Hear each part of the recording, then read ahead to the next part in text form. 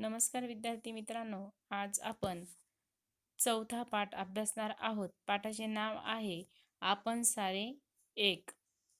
म्हणजेच आपण म्हणजे कोण? तुम्ही, आम्ही, आपण कसे आहोत? सगळे एक आहोत. बघा, त्याचे लेखक आहे प्रभा बैकर. त्यांचा जन्म 1948 साली झालेला आहे. त्यांचा थोडक्यात परिचय इथे देण्यात आलेला आहे. बघा, त्या ज्या प्रभा बैकर आहेत त्या काय आहेत? प्रसिद्ध लेखिका आहेत.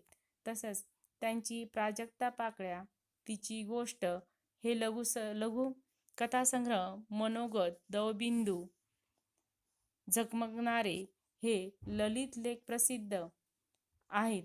मग बघा, म्हणजेच त्यांच्या प्राजक्ताच्या पाकळ्या तसेच तिची गोष्ट हे काय? लघुकथा संग्रह म्हणजेच काय? ज्या छोट्या छोट्या गोष्टी आहेत त्या पाकळ्या आणि तिची गोष्ट ह्या पुस्तकामध्ये प्रसिद्ध आहे. तसेच मनोगत, दवबिंदू, झगमगणारे हे काय? ललित लेख संग्रह त्यांचे प्रसिद्ध आहे. तसेच बघा, बाई मी विसर भोळी. मग हे महिलांच्या बाबतीत विनोदी लेख संग्रह त्यांचा काय आहे? प्रसिद्ध आहे. विनोदी म्हणजेच काय? हसी मजाक. त्यामध्ये त्या लेख संग्रहामध्ये प्रसिद्ध आहे.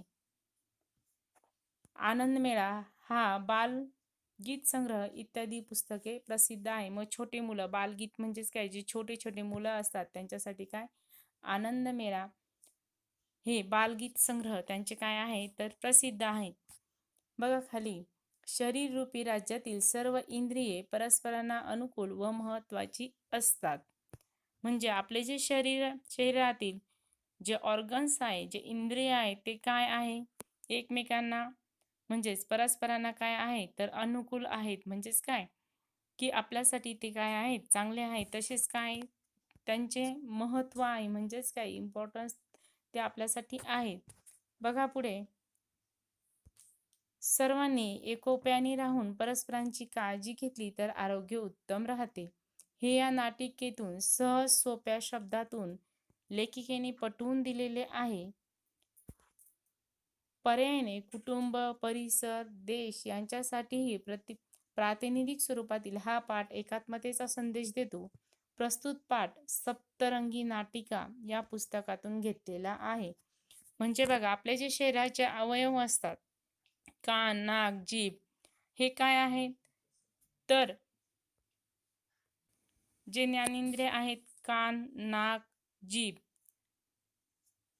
किंवा आपल्या शरीरातील इतर इंद्रिय ते काय असतात? एक आपल्याला महत्वाचे असतात. तसेच आपल्यासाठी ते काय आहेत? तर अनुकूल म्हणजेच काय? तर चांगले आहेत.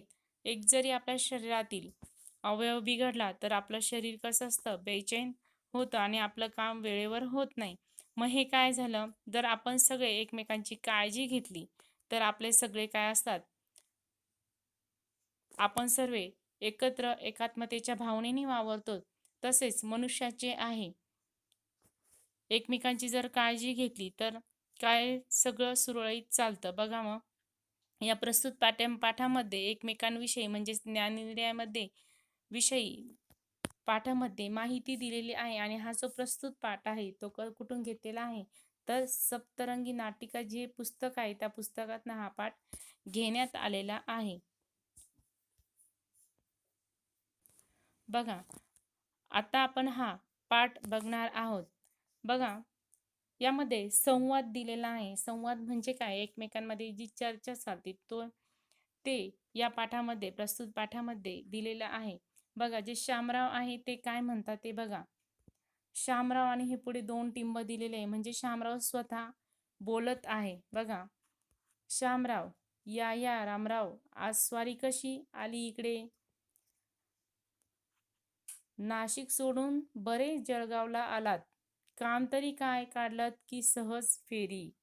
बघा, जे शामराव आहेत ते रामरावांना काय म्हणतात? या आज स्वारी इकडे कशी आलीत?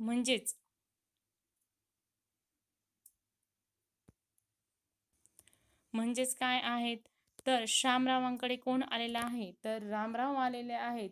आणि ते काय म्हणतात, ते आज स्वारी इकडे कशी आली, म्हणजेच आज तुम्ही इकडे कसे आलेत नाशिक सोडून बरे.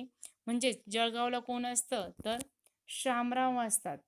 मग शामरावांकडे जळगावला कोण आलेला आहे, तर रामराव आलेले आहे. म्हणून त्यांनी म्हटलेलं आहे, आज स्वारी इकडे कशी आली नाशिक सोडून, म्हणजेच आमच्या जळगावकडे.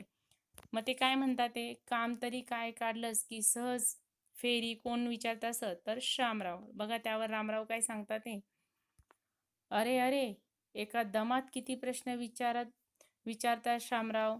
सध्या फिरस्तीची ड्युटी आहे ना, काय करणार बाबा, या पोटासाठी फिरावं लागतं.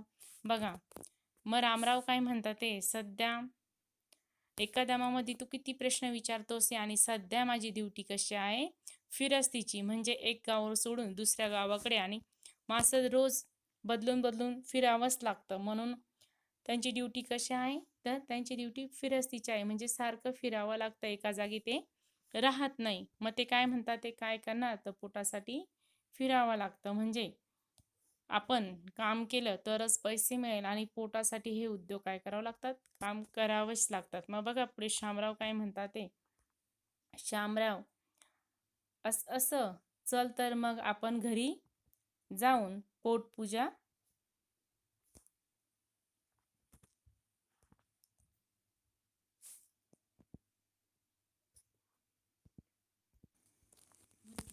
बघा, असं असं चला तर मग आपण घरी जाऊन पोटोबाची पूजा करू. म्हणजेच काय, की शामराव रामरामान काय म्हणतात, ते जर तुम्हाला पोटोसाठी फिरावंच लागतंय, आता जर आलाच आहे, तर चला आपण घरी जाऊ आणि काय करू, पोटोबाची पूजा करू. म्हणजेच काय, तर आपण घरी जाऊन मस्त जेवण करू.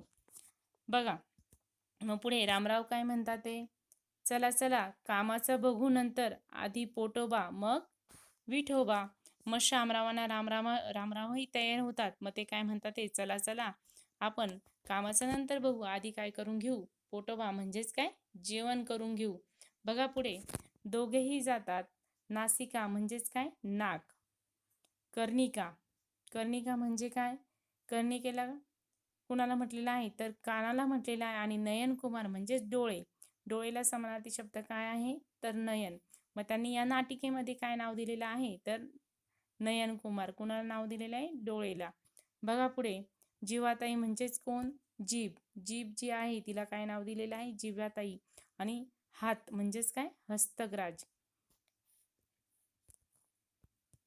बघा, पदकुमार म्हणजेच पदकुमार कोणाला म्हटलेला आहे, तर पायाला म्हटलेला आहे. इत्यादी अवयवांचा गमतीदार संवाद सुरू होतो. मग ज्यावेळेस रामराव शामरावांच्या घरी जातात, त्यावेळेस जे कोण आहे, जीवाताई, कर्णिका, पदकुमार, जे आपले इंद्रिय आहेत, त्यांचा काय होतो, एकमेकांविषयी संवाद सुरू होतो. आणि हा जो संवाद आहे इंद्रियांचा, तो प्रस्तुत पाठामध्ये दिलेला आहे.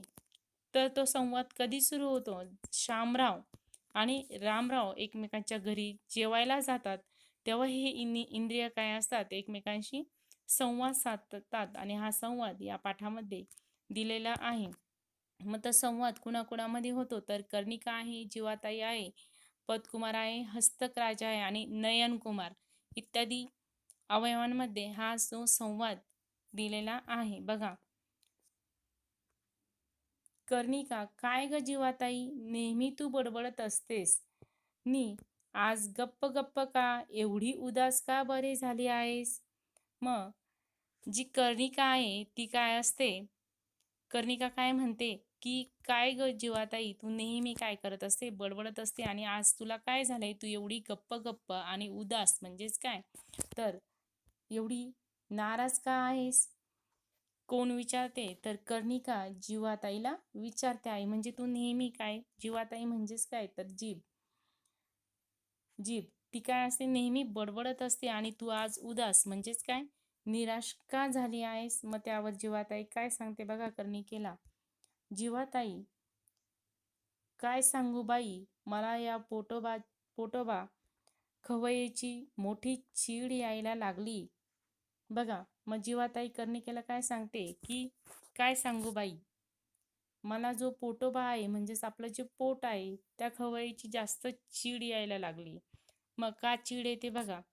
कर्णिका अंती का ग? मग जो कान आहे ती जीवाताईला विचारते, तुला त्या पोटोबाची का चीड येते? मग जीवाताई काय म्हणते बघा. जीवाताई, काय म्हणू, काय विचारते साता मगाशी? रामराव श्यामरावांचं बोलणं ऐकलंस ना तू? बघा. मग कर्णिकाने विचारलं, का तुला चीड येते? मग जीवाताई सांगते की जे रामराव आणि जे श्यामराव आहे त्यांचं बोलणं ऐकून मी काय झालेले आहे, उदास झालेले आहे. मग ते सगळं काय करतात, पोटासाठी सगळे काम कष्ट करतात बघा. पोटासाठी वनवन हिंडावं लागतं त्यांना. कोणीही माणसाला विचारलं, सारी धडपड कशासाठी? तर पोटासाठी. आणि त्या पोटामुळे आपलीही फरफट होते बघा. मग जीवाताई कर्णिकेला काय सांगते की तू आत्ताच श्यामराव आणि रामरावांचं बोलणं ऐकलंस ना? रामराव काय सांगता की वनवन ह्या पोटासाठी काय करावं लागतं, भटकावं लागतं, हिंडावं लागतं, फिरस्तीची ड्युटी करावी लागते. मग कशासाठी? तर जे पोट आहे पोटासाठी फिरावं लागतं. मग सारी धडपड कशासाठी असते? तर शेवटी पोटासाठी असते. आणि त्यामुळे काय होते, सगळी आपलीही म्हणजेच काय इंद्रियांची सुद्धा माणसांसोबत फरफट होत असते. म्हणजे इंद्रियांनाही आपलं आपलं काम करावं लागतं. बघा पुढच्या पेजवर.